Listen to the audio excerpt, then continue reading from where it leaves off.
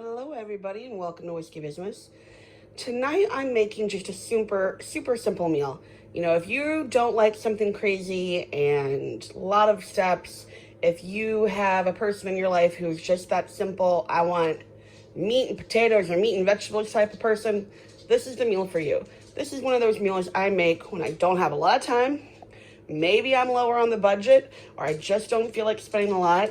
And it doesn't take long to make, it is not a lot of prep work, and it cooks really quickly. So I've got chicken thighs that I have dry brined for about 12 hours today.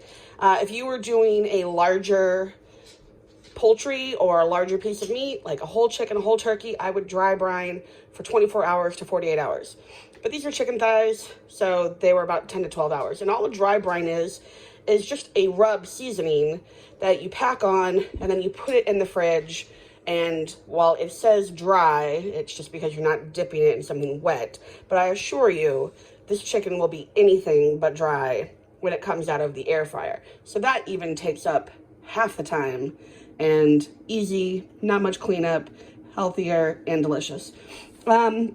These just have some paprika, salt, pepper, Italian seasoning, and some turmeric. That's why they look really orange. And then for our green beans, just super simple, I'm doing French green beans. Of course, there's going to be garlic and onion and a couple of slices of bacon. That's it. That's all you need. For our whiskey tonight, as you can see, the bottle is just about gone. This is probably one of the last ones of Old Forester that I have not tried. Old Forester is just a kind of a personal favorite of mine. It's always a good go-to. And this one is the 1870 original batch. Cheers. Okay, I don't have much to chop. Just my onions, my garlic, and I'm going to chop up a few slices of bacon. Let's say 3 or 4. I have one small to medium, medium sized medallion onion that is starting to get soft, and I'm adding about 4 cloves of chopped garlic to it. And we're just going to soften this just for, you know, like a minute until it becomes fragrant. And then we are going to add our bacon. Okay, everything is fragrant, so we are going to add our bacon. And this was about 4 slices of bacon. Now, we're not looking for the bacon to become crispy. We're going to cook this until the fat starts to render, and then we're going to add some water. And it almost makes it so that you're cooking it as if it's like a pancetta. That fat is going to cook off, leave that good smoky bacon flavor, and then be a little bit chewier and not crispy. So that's what we're looking for. So I'm going to let this cook for a little bit, and then I'm going to add about 3/4 of a cup of water. You can always add more if you see that there's still white to your fat in the bacon. So we have added our water into our bacon, onion, garlic mixture, and as you can see, it's boiling. I only have it on like a medium high, more close to medium. And this is just going to, that water is going to evaporate and cook off, but while it does it, it's going to cook the fat in the bacon. So this is going to take just about 5 minutes or so, then we will add our green beans.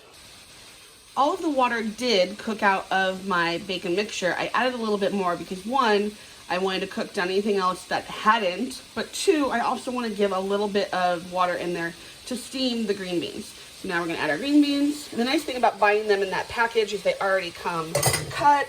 I just gave them a nice good rinse. So I'm going to salt and pepper and put a lid on this. I'm also going to add a little bit of crushed red pepper just because we like things spicy, but you can omit this. If I really want to go spicy, I will put like anywhere from like 3 to 10, depending on how much I want to die that day, dried chili peppers in there.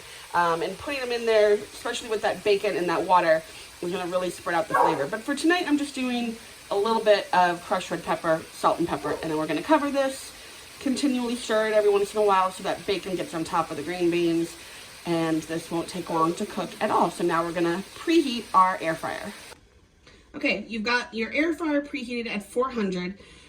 If I was smart, I would do this in separate batches, but I am not a patient person. So maybe I should say if I was patient, let's just say I'm not smart and I'm not patient. But I'm gonna do this in two layers and flip this. So I'm gonna end up cooking this for about 16-18 minutes, but if you didn't have as much chicken, or if you were smart and patient and you did it in batches, about 12 to 15 minutes. So I'm gonna put 3 pieces on the bottom and 3 on the top once I add my second little row. I will cook halfway and then flip.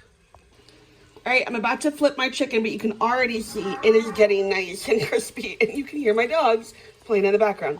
All right, so I'm gonna take my top tray out, flip them over and put them on the bottom tray, and vice versa for the bottom tray up on the top, and then cook that for another 6 to 7 minutes, and we will be good to go.